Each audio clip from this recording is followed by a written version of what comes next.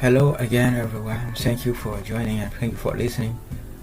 I have something to report on, especially about Trump's pledge to deport migrants. You know, when Joe Biden was president, many migrants entered the United States illegally, and the Trump administration called those people illegal aliens.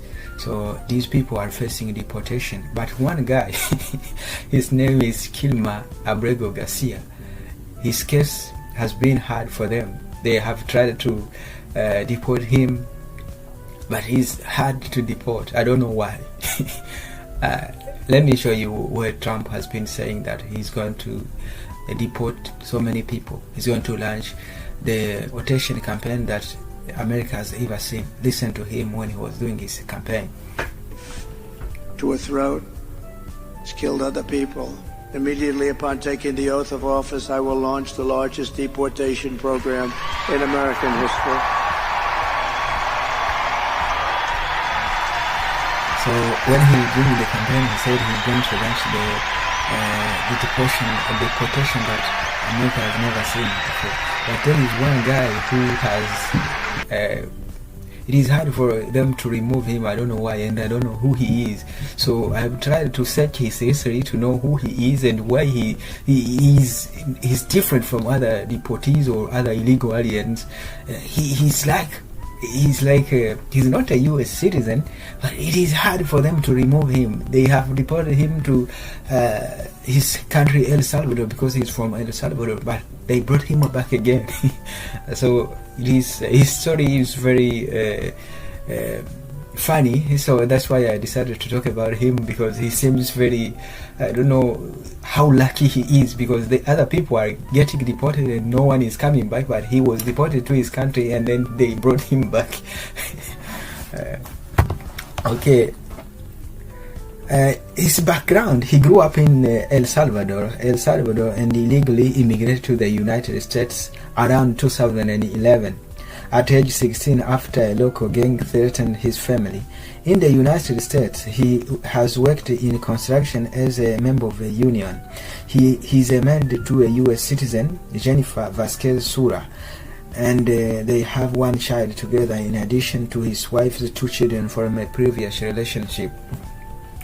Legal status: in 2019, an immigration judge granted him a withholding of removal status, which meant he would not be deported to El Salvador due to a well-founded fear of gang violence there. He had a federal work permit and checked in the United States Immigration Custom Enforcement (ICE) each year.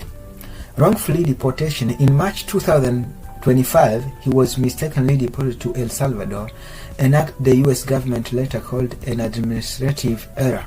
According to his lawyers, he was severely beaten and subjected to psychological torture in a Salvadorian prison. He was returned to the United States in June under a court order.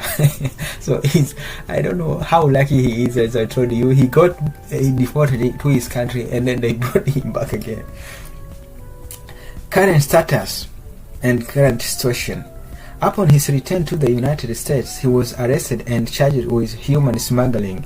He has pleaded not guilty to these charges, and his attorneys have accused the government of the vindictive persecution. He was released from jail on August 22nd, 2025 to await trial, which is set for January 2025 on Monday, August 25th, 2025.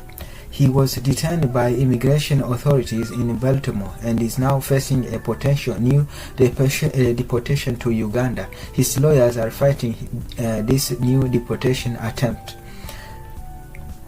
The allegation of the government of the United States, including the Department of Homeland Security and President Donald Trump's administration, has accused him of being a member of MS-13 gang member and a criminal illegal alien involved in human trafficking. His attorneys and family deny these allegations. A Department of Homeland Security report from April 2025 stated that a Prince George's County police gang unit had validated him as a MS-13 gang member. So that is his situation. As I told you, this guy is very, I don't know how to call him, but he's strange, you see.